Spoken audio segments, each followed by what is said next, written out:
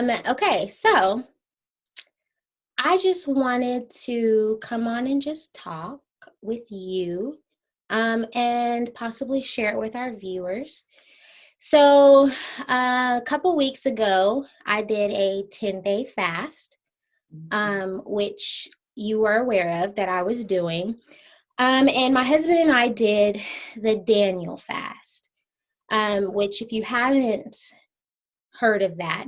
It is in relation to Daniel in the Bible, where he gave up eating the king's food, which was meat and drinking wine and all of that stuff. So you still eat on the Daniel fast, but you eat everything that's from the earth, grains, vegetables, fruits, and all of that stuff.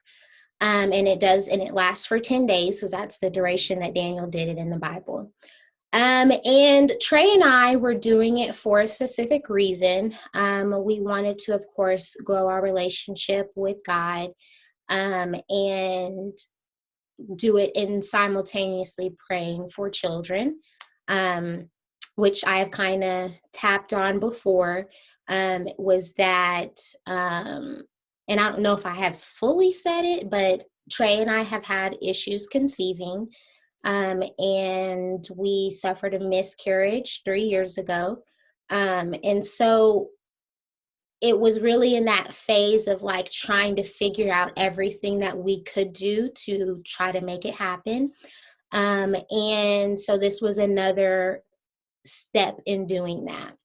And so we timed it perfectly with my cycle, and just tried to do it with all of that in mind, and then also just praying that whatever God's will is be done in our lives.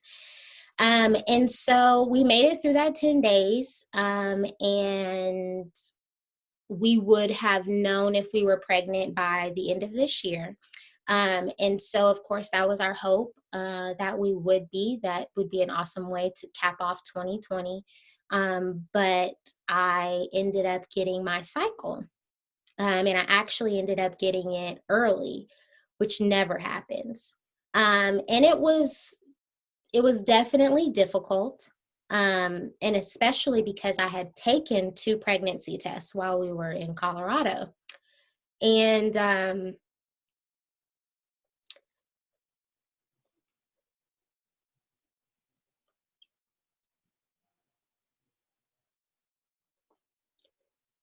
we had taken one, and it was clearly negative, which was fine because it could have been early. Well, I knew it was early. So we were like, well, wait a couple of days, we'll take another one. Took another test and saw a second line, but it was very faint. But doing, any type of research, they'll tell you that seeing a faint line, could be a positive. And so we didn't get excited or anything. We were hopeful, and we said, okay, we'll take another one when we make it back home.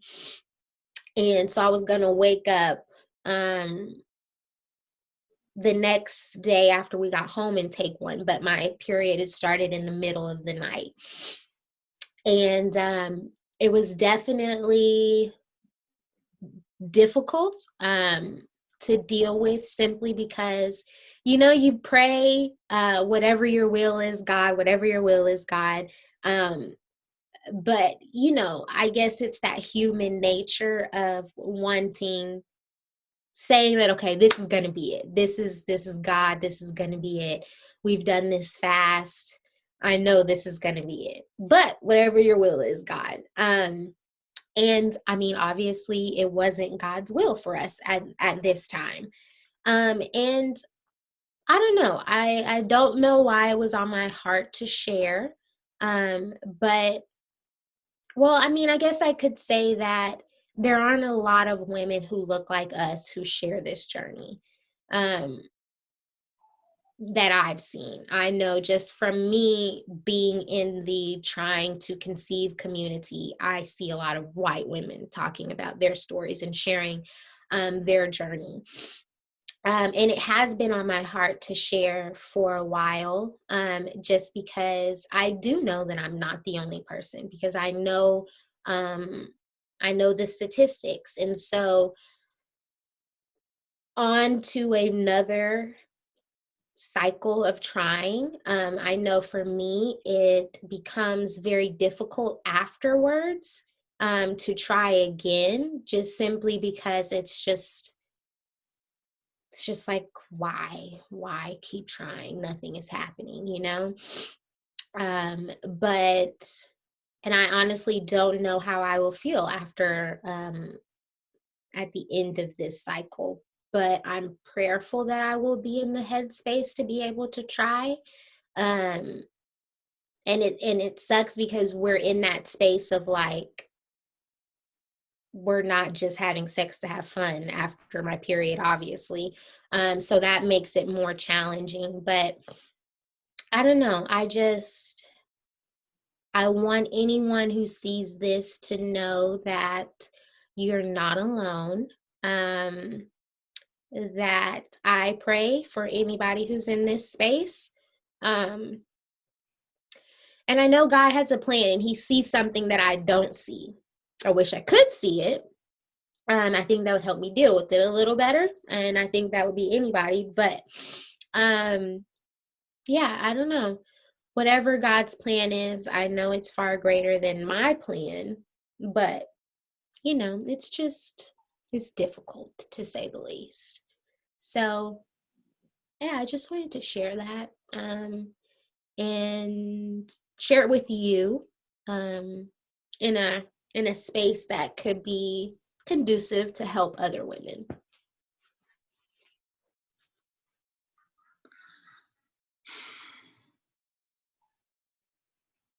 What do you do now? Like, I just don't even understand. I don't know. I don't know if there's other steps that we should take. And I will share that I did go get tested to see, or not tested, but I went and had a procedure done that basically uh, took dye to highlight my tubes to see if my tubes were open. And I do have only one tube that's open. And so that can make getting pregnant more challenging. But it's not impossible because I have been pregnant before, obviously. And there are many people who have healthy pregnancies with only one tube. So I don't know. I think maybe our next step will be going to do a semen analysis for Trey. But after that, I honestly don't know where we'll go from there because, as I've told you before, I'm not 100% on board with IVF. You know, that's just my personal feelings with that. So I honestly have no idea what our next step will be. So I don't know. It's something that I have to continue to pray about because I don't know. I don't know. I don't know either. Yeah. Uh, I do think, though, that your how you're processing it feels different for some reason. Like, what do you mean? Going through your miscarriage, like we didn't know, you know what I mean? For a while, we didn't know. And then going through just the current struggles, like I feel like you retreat when it gets it, like when it comes to a head. I think you retreat, and I think that's what anybody would do. I'm sure that's what I would do. But it feels like you processed it in a more like concise way, and you're able to regurgitate it quicker, right? Maybe to help somebody that may be listening to this. Like, it just seems like the processing happened faster in a different way. And I I don't know if I definitely agree with you. It did. It definitely happened faster.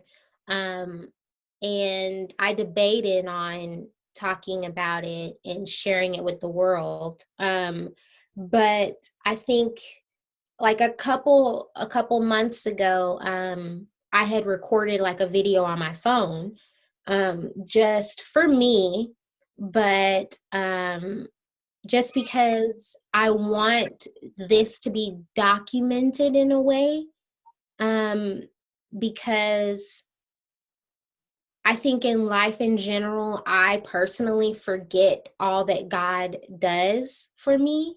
Um, when I come to a situation that's challenging and difficult. And I feel like this is a way to help me remember all that God has done for me, and will continue to do for me. Um, and I think for a long time, I have thought about the fact of sharing my story because of those things that I said earlier, but it's hard, it's a hard thing to talk about. But I feel like that God has given me the strength to be able to share and process it faster at this moment so that I can be strong enough to share my story. And I think that's part of the reason this whole platform has started, because when I was going through a hard time with Trey, I always said that I'm going through this to share with somebody one day, coming on the opposite side of it.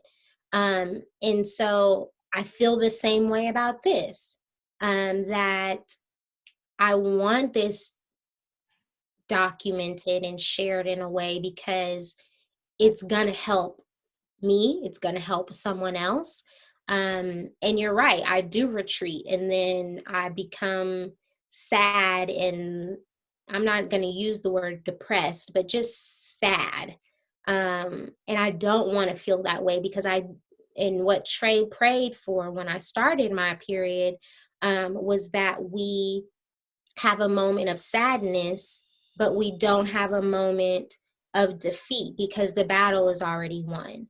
We're more than conquerors. And so I know that I'm going to be a mother one day.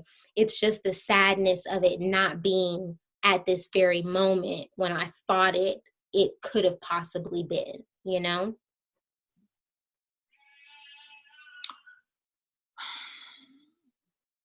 Why don't you want to do IVF? Um, there are a couple reasons. I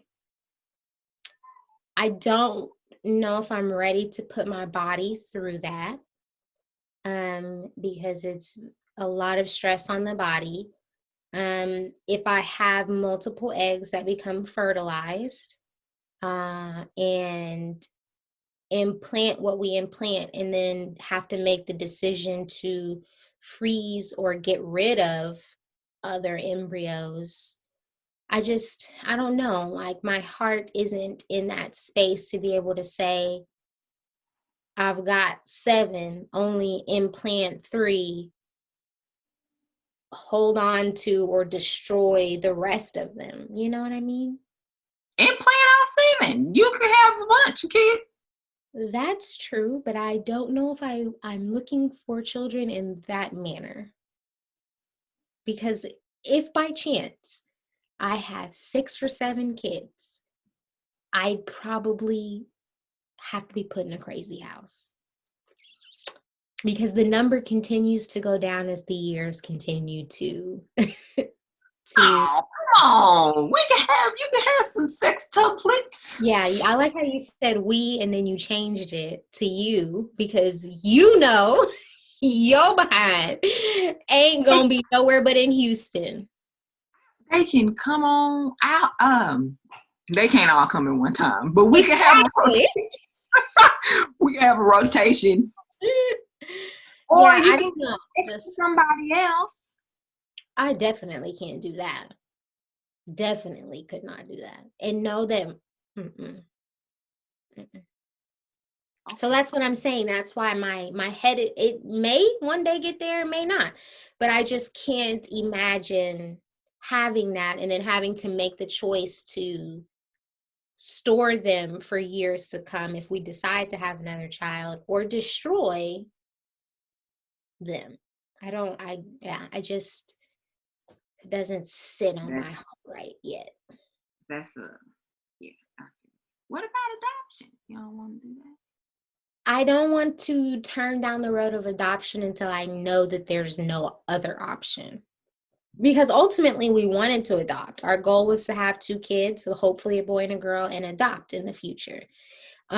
So adoption is not off the table, but it's not what I want to happen first. I would like to try my darndest with everything possible to have my own child naturally and then provide a home to a less fortunate baby.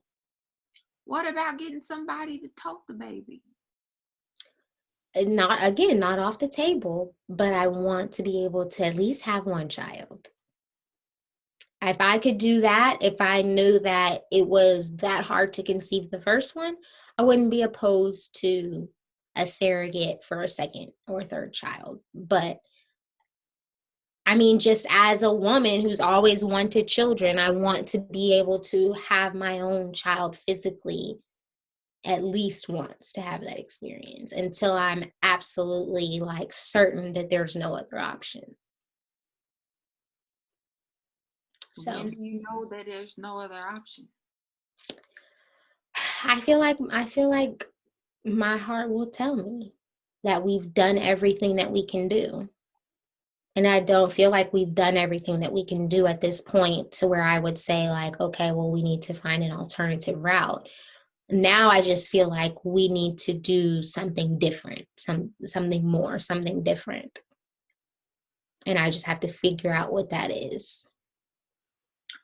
What about have you seen those things that tell you when you're ovulating? It's like it's not the pregnancy test kind. I'll be sending that to you. I seen that somewhere, but it looks like a little sperm. Honestly, it's like this thing, and it has like a little tail, and you put it in you, and it tells you when you are like it's prime time. I don't know. Is Trey okay? I mean, he's typical Trey sad, but Not he does really showing it.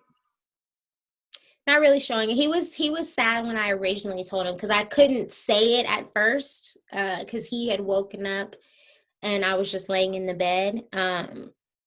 And he noticed that something was wrong. He was just like, "What's wrong, babe?" And I couldn't really say anything. So for like a couple minutes, I just laid there, and then I was able to tell him. And so he just, tried to give a positive word and said a prayer. And he said that he did feel like God intervened by allowing my period to come early. So we're not like sitting on pins and needles.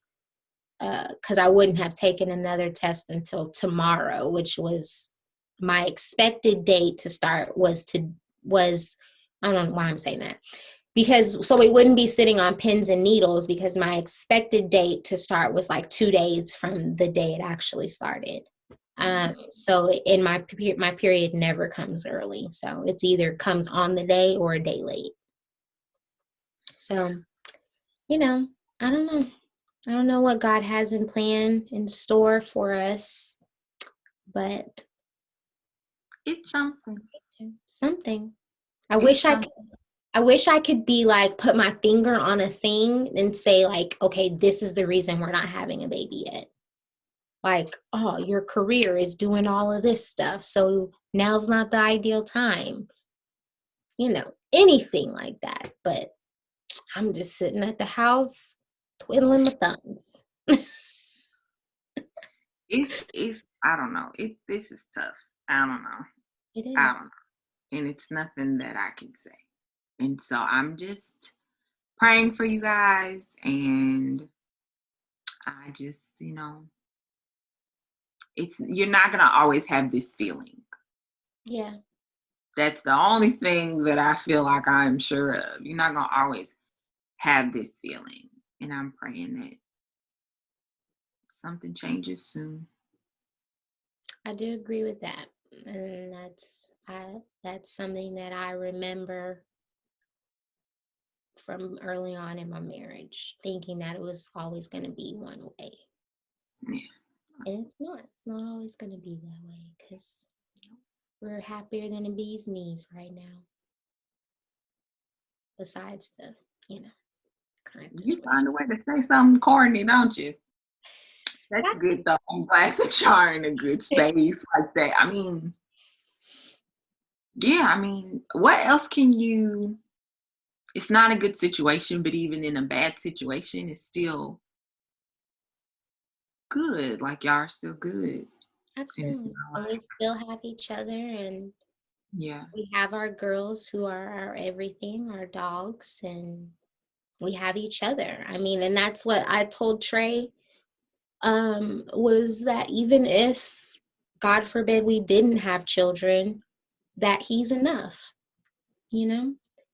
He's my best friend. He's my homie, my everything. And I want to be able to give him children, and I want that for us and for him. But if for some reason God says that it's not meant to be, it will be the hardest thing in the world to accept. But I know that I still have him. I still have Trey, and I'm very grateful for that. And I'm grateful for the relationship that we do have. Mm, Good. So, Okay. all right, good people. Well, if you stayed till the end, feel free to share this with somebody who might be going through the same thing. If you are going through the same thing, please know that you are in my prayers. You're in Avis's prayers. And yeah, if you want to reach out, I'm here to talk. Love you guys so much, and thanks again for watching.